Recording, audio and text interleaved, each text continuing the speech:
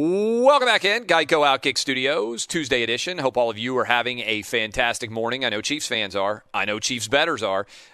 We are hanging out here in the Geico Outkick Studios. You know, right now, Geico's offering an extra 15% credit on car, motorcycle, and RV policies. That's 15% on top of what Geico could already save you. So what are you waiting for? Save an extra 15% when you switch. By October 7th, visit geico.com to learn more. I made it pretty straightforward. At the beginning of the show today, I said, everybody's looking for a rival for Patrick Mahomes. What if for right now we just acknowledge that he is Michael Jordan-like and there is no easy rival for him to be able to point to right now anywhere in the NFL? If you look at young quarterbacks, those 27 or younger right now, Patrick Mahomes is 25 years old, none of them are remotely in the caliber of Patrick Mahomes. Doesn't mean their teams can't win on any given Sunday, but Patrick Mahomes against Lamar Jackson is not a rivalry because it can't really be a rivalry until the other guy can win. And right now, Patrick Mahomes has played against Lamar Jackson 3 times, and 3 different times the Chiefs have absolutely dominated the Ravens. Now, it's not entirely Lamar Jackson's fault that the Chiefs came out and just absolutely obliterated them. But certainly the quarterback gets more of the blame and he gets more of the credit.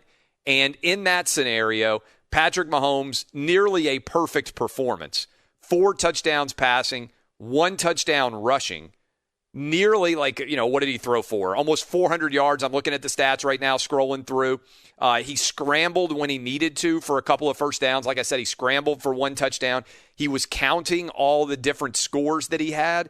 And, I mean, you look at this scenario in general, and Lamar Jackson had nowhere near, let's be fair, nowhere near the performance that Patrick Mahomes did. Now, they're completely different quarterbacks, and I feel like Lamar Jackson right now is a little bit like those guys who tried to step to the throne going up against, back in the day, a scenario with Michael Jordan.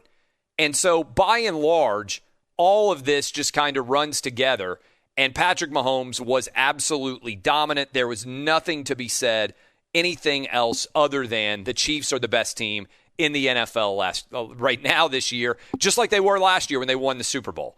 And so earlier in the show, I counted down through the top teams out there, the 7 undefeated 3-0 teams, and I told you without question the Chiefs were number 1 overall. And I told you eventually we were going to get to the list of sadness, and now is that time in the program where we get to the list of sadness. I'll run through the top 7 quickly again, the 3-0 teams, the teams that are the best in the NFL, and then we will start to count down everything from the perspective of the worst teams. I'm sorry that we have to do this. By the way, coming up next, Petros Papadakis is going to join us. But first, let's run through the top 7 in the NFL. So here are the top 7 as I ran through in the first hour of the program. I've got the Chiefs overall number 1. I've got the Packers number 2. The Seahawks 3. Usually we do a top 5, bottom 5. I'm doing a top 7 today because there are 7 undefeated teams. Chiefs 1, Packers 2, Seahawks 3, Bills 4, Steelers 5, Titans 6, Bears 7. Those are the 7 best teams undefeated, ranked 1 to 7 right now after 3 weeks, okay? What about the list of sadness? The teams out there with fans that are already staring morosely at the ceiling saying, I don't even know why I'm watching football in 2020. I don't even know why I'm putting on the television on Sunday. I don't know why I don't find a hobby. Remember all the walks that I was having during quarantine? I was so much happier. I was in so much better spirits when my team didn't stink. There are people sitting around thinking all of those things right now, and I understand where they are coming from because if you look at some of these teams, and I'm going to start in Minnesota, the Vikings were supposed to be a playoff team. They were supposed to have found their mojo last year with everything that happened with Kirk Cousins, including going on the road and winning in the Superdome. Yes, they got whipped by the 49ers, but they got over the hump. They won a playoff game with Kirk Cousins. This was supposed to be the year that Mike Zimmer's crew took the next step. Instead, they've come out and started 0-3, and they're playing against another 0-3 team this weekend in the Houston Texans. Now, the reason why I have the Vikings as the 28th best team in the NFL and not the Texans is because, by and large, the Texans have played a better schedule.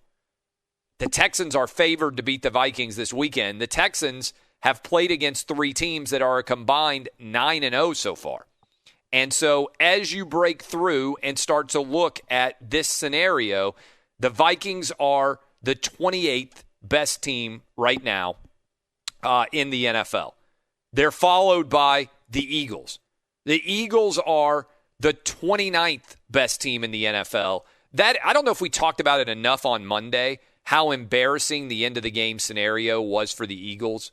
After the catch that Zach Ertz made, the Eagles were in great position to kick a field goal in overtime. Let's just leave aside the fact that they had to battle back and have a ton of things go their way to even be able to get into overtime against the Bengals.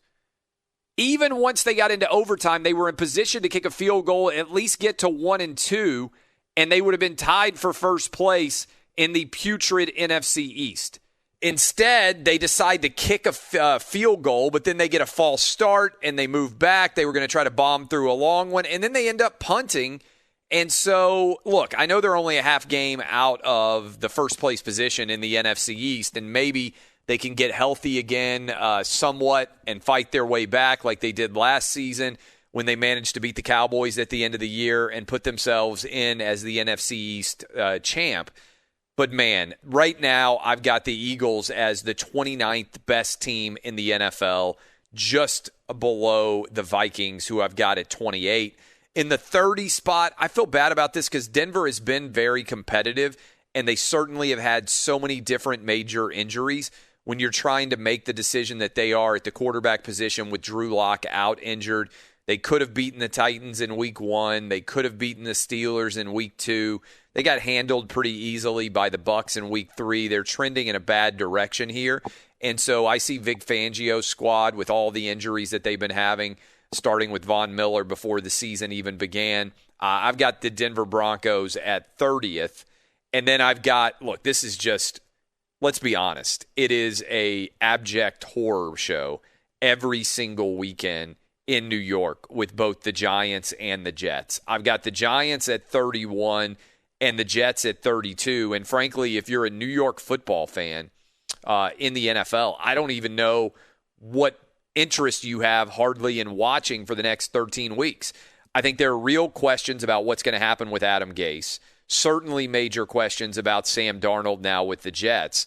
Daniel Jones with the Saquon Barkley injury, it's hard to even get a read on him. You've already got a new coach in New York. You were competitive the first couple of weeks, but I feel like that competition is going to fade quickly now. I suppose the benefit for the Giants is at least they're in such an awful division that if they could get hot and win a couple of games, they could find themselves at least in hailing distance of the playoffs, whereas the Jets are basically eliminated already. I mean, the Bills are going to be pretty good. We know the Patriots are going to be pretty decent. I don't even know what the Jets are playing for right now. You can't even be like, hey, we're tanking for Trevor. Our boss at Fox Sports Radio actually texted me right after the Vikings lost to fall to 0-3. Thanks for helping us get into the Trevor Lawrence mix. And maybe there are going to be some teams that you wouldn't anticipate. And the reason why I said that was the Vikings obviously weren't a team that people were anticipating being in the Trevor Lawrence mix. But if you've already got a young quarterback like the Giants and the Jets do, and they both look like the worst teams in the NFL, I don't really know where they're going and what the plan is going to be there. So that is at least worth following. Again, the 5 worst teams in the NFL counting down. I've got the Vikings, the Eagles, the Denver Broncos, the New York Giants, and the New York Jets, and I offer my humblest apologies to everyone in New York who'd been waiting for so long for football to come back, and then when football finally comes back, you get this. That ain't a good result. But at least you got the Yankees playing better as the Major League Baseball postseason gets underway. Maybe they can save the New York City area